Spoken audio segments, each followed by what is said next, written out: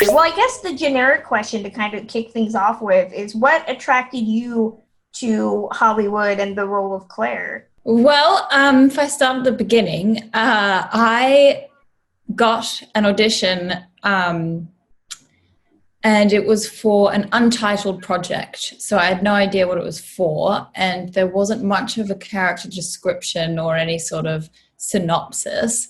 And I walked into the audition room with some dummy sides from Some Like It Hot, and I proceeded to sort of wing it, I guess, and then forgot about it, really. And I was in New Orleans working when I got a call about 5 months later saying, "You've booked a job on a Ryan Murphy show." And I had to double check that they hadn't made a mistake, because neither me or my team had remembered when I had ever auditioned for Ryan Murphy. So the next thing I knew, I was in Ryan's office, and he was pitching me the idea of the show, and Claire sounded very enticing. I'm really drawn to, and I think every actor is really, sort of very complex characters that can be both fun and evil, with a heart of gold, though. Do you remember what part from Some Like It Hot was used for the audition? Yeah, it was when Marilyn meets... Yeah, the Jack Lemmon and the Tony Curtis characters. Yes. Meeting them for the first time, and I think she offers them some whiskey and tells them not to tell the rest of the girls because they might be a little judgmental. Yeah, it was fun, but honestly, I didn't know what I was auditioning for. Wow. And when you started immersing yourself in the character and getting ready to shoot, I mean, were you a classic film fan of that era prior to all of this? Yes and no. My father has a PhD in film noir, so I watched a lot of... Oh my gosh, that's so awesome. I didn't even know that was a thing. Apparently so. So when we were little, we would watch a lot of films from that era, a lot of Hitchcock. And then once I got the role, I watched a lot of films like The Postman Rings Twice, and what else did I watch? A lot of Veronica Lake films like Sullivan's Travels and The Blue Dahlia, and films like that. But really what was most fascinating for me was the stories of these women, of these actors at that time, and really how tragic it was. They were just taken advantage of and seen as objects, really, and would get very low income and be tied to studio deals and having, to take pills to stay awake all day and then pills to fall asleep and have to look a certain way and talk a certain way. And there were etiquette classes, and there was a lot of darkness to a somewhat glamorous looking life. I'm a Veronica Lake nerd, so I have a picture of her in my room, and it's great. amazing to realize that a lot of them were product, on screen and off screen, in terms of having to have children, and maybe they weren't cut for motherhood and all of that. It's why watching this series is so vital, I think, in terms of how it plays with history a bit. Yeah, it's almost like those Hollywood films where there's such an extravagant, glamorous, and allure to that time period and that era, and everyone's so fascinated, and it's sort of veiled with mystery because there's so many, almost legendary tales that may or may not be true, and a lot of actors at that time really had to hide who their authentic selves were, which is really devastating. And then eerily similar to Hollywood now and the business that we're dealing with now. Clearly it's a lot better, but we have a long way to go. Do you remember the first day coming onto set and wearing the costumes and inhabiting Claire for the first time? Oh, it was marvelous. It was so much fun. I mean, the outfits are just jaw-dropping. And they were sourced from that time. So, we're wearing history in a sense, and imagining, I wonder who wore this skirt or this beautiful dress or these gloves. And but you could also, it was fun for about 20 minutes, and then it got very uncomfortable, and you realize that these women had to wear these very restricting outfits for a long, long time and had to put themselves through a lot of physically demanding. Oh, yeah. Yeah. Well, your parents in this series are Patti LuPone and Rob Reiner. Oh, my goodness. Titans. What was it like working opposite them? I didn't know what to expect, because sometimes it is a little bit nerve-wracking, and that sort of that saying of don't meet your heroes, because they might not turn out as wonderful as you think they are, but they were delightful. They were so much fun. And there's one scene in particular where we're having dinner, which we were just laughing the whole time, and they were just so kind and generous and just beautiful people. How do you balance, or how did you want to approach the character of Claire? Because she starts out being the competition opposite Camille, and they have that little rivalry. And as your character develops, she really goes through this transformation. How did you want to approach that arc and that transformation that happens very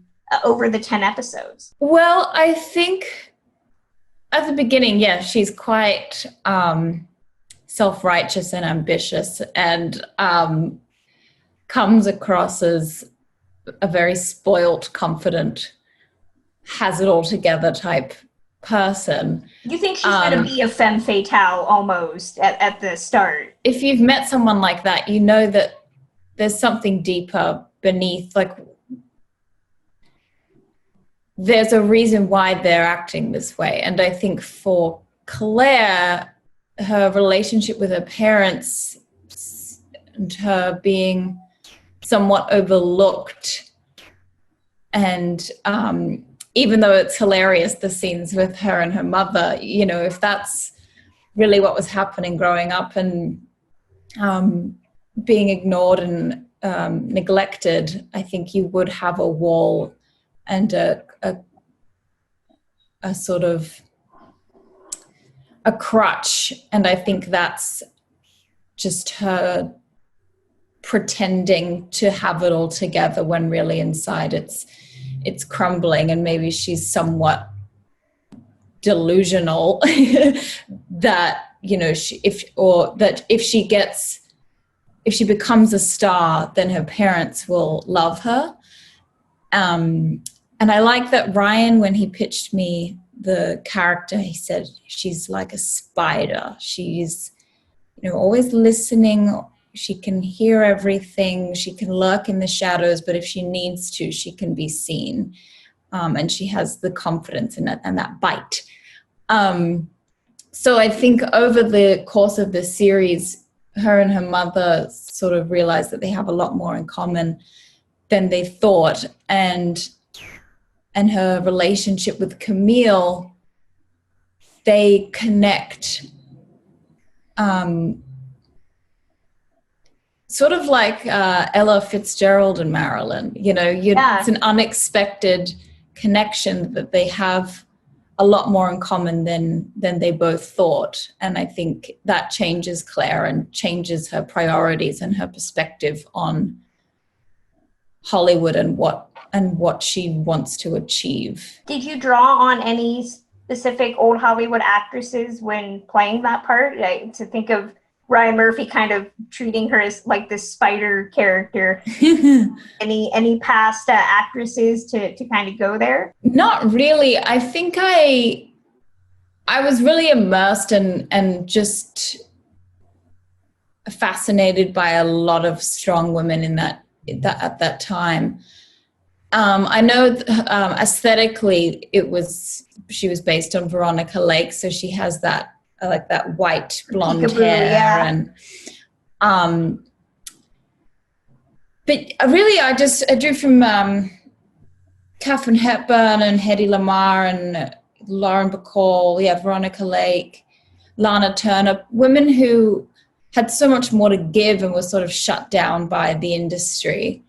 And the wonderful thing about Ryan Murphy and this sort of faction element he brings to it is, what if what's happening now in Hollywood happened back then? And what if women were taken seriously and were given the freedom to achieve what they wanted to achieve, and that they didn't have to struggle so much?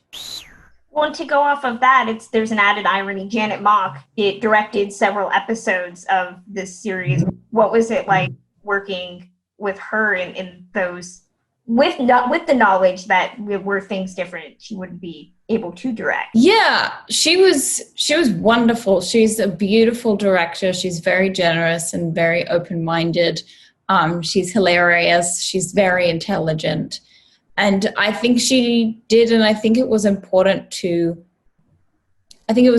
for Ryan and a lot of the cast that she direct, because she does have a very personal relationship to the kind of to the tribulations that some of these characters went through, and real people at that time were going through, and real people now are as well. Well, to go off of that, can you talk about filming your audition scene as you're auditioning for Meg? That scene is so beautifully rendered, with you having to kind of draw on all these emotions for the character within the character.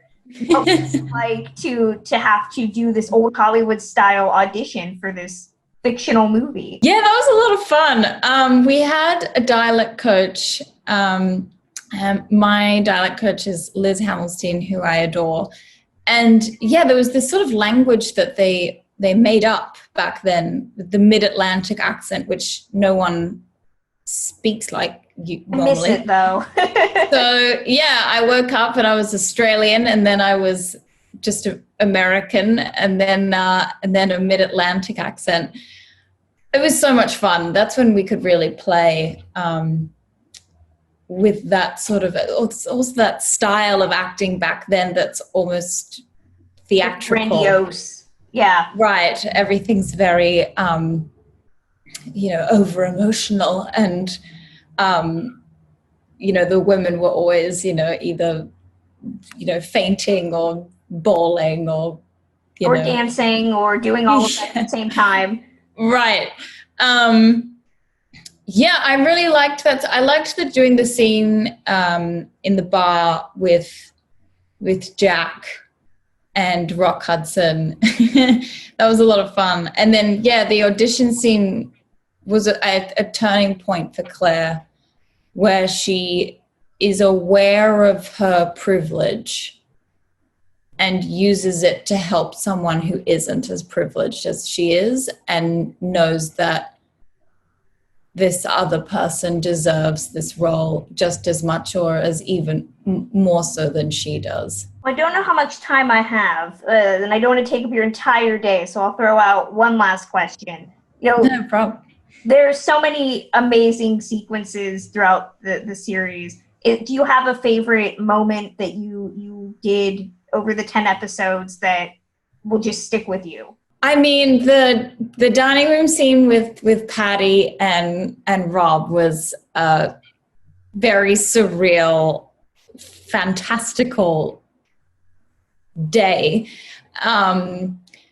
And getting to know them. I mean, honestly, every single person on that cast was just beautiful to work with. I really enjoyed, there's a scene with David and I at Schwab's, and we both are a little bit upset and not quite, and sort of almost like awkward teenagers. Mm-hmm. And that was just really fun, just to play around with him, and we were riffing off of each other and ad-libbing a little bit. And so I really like scenes where there are less characters in the room, because then you have more time to play, which is very selfish of me. I know from a technical side, getting those beautiful shots, they just take a while. So yeah, I mean, gosh, every scene was so much fun, and everyone I worked with was delightful. Well, I'm excited for everybody to get to see it, and then I can nerd out and lord over knowledge of old Hollywood. So I'm excited. Yeah. Thank you so much, Samara, for taking the time out to chat with me as we're all in isolation. I appreciate it so much. Thank you too. This is my day, so I'll go back to my puzzles now.